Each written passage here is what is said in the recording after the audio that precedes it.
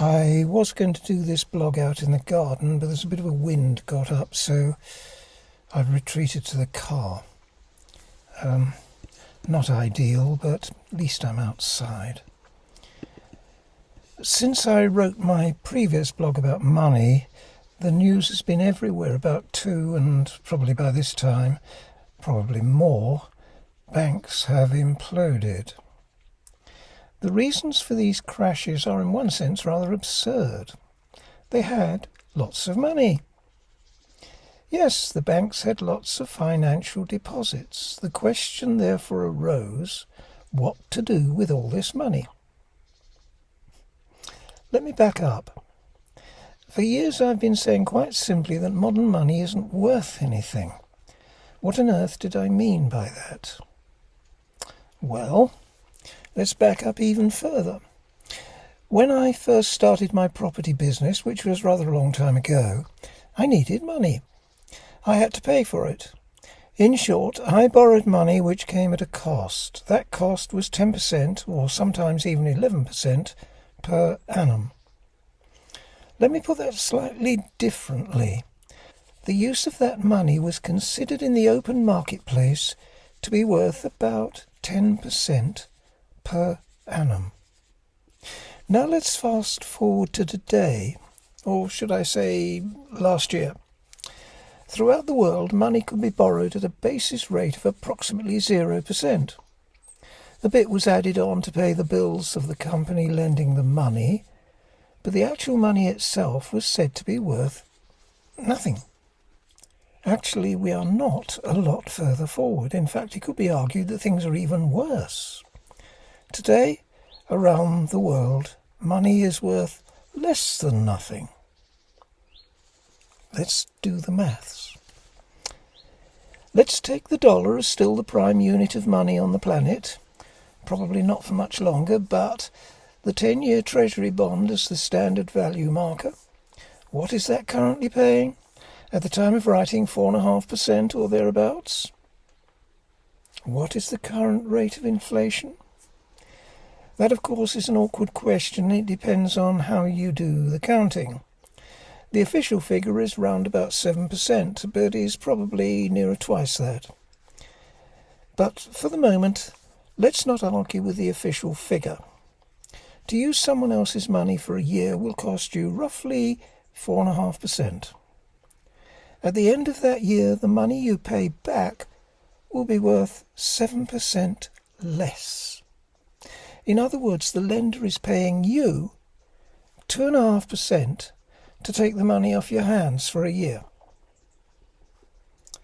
Does that make any sense to you? Doesn't that undoubtedly tell you the money has become a wasting asset? Let's generalize from that. Doesn't that tell you there is something seriously wrong with the money? The money in your pocket is simply wasting away. Let's move a little further forward. Doesn't that also mean we need new money, money which doesn't waste away? Now let's go back to the consequences of what I've just said. 3 US banks have recently failed.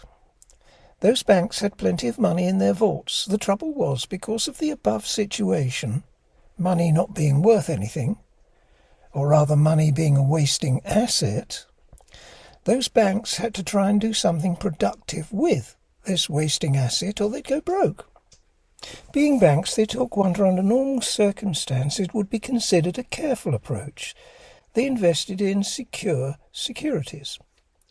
The trouble is that short-term securities don't pay much, so in order to get any halfway sensible return for their investments, they invested in longer-term bonds. Over the past year, interest rates have gone from effective 0.25% returns to effective 4.5% returns. As the return on the bond goes up, its value goes down. The idea is that at the end of the bond's life, you get back what you paid for it.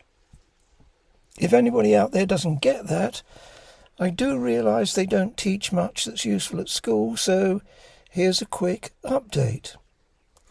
If you invest in £100 in a bond, the bond is advertised as paying out 5%. In other words, you get £5 every year as the return on your investment. Now suppose that same bond can be bought a year later for only £50. The coupon, or payout you get on the bond, is still £5. That means you're being paid 10% on your money. As the price halves, so the payout doubles, and vice versa. But back to the bust banks. In this case, the new bonds pay out 4.5%, whereas the old ones paid out 0.25%. In other words, the payout has substantially increased, so the price of those bonds has dropped drastically. In other words, the money paid out by the banks to get a return has crashed. Sell the bonds to get some liquidity and you immediately create a loss. Didn't I make the point last week that the current problem with investments in the international money markets is that every investment has a counterparty and that all these investments are based upon borrowings? One debt is security for another debt, and so on all the way down the line. It's not difficult to work this out, and do remember the Federal Reserve Bank employs around 400 PhDs to manage all this stuff. Not very good at it, are they? And we've only just started. Expect a lot more unwinding in the weeks ahead. The real slide has only just started.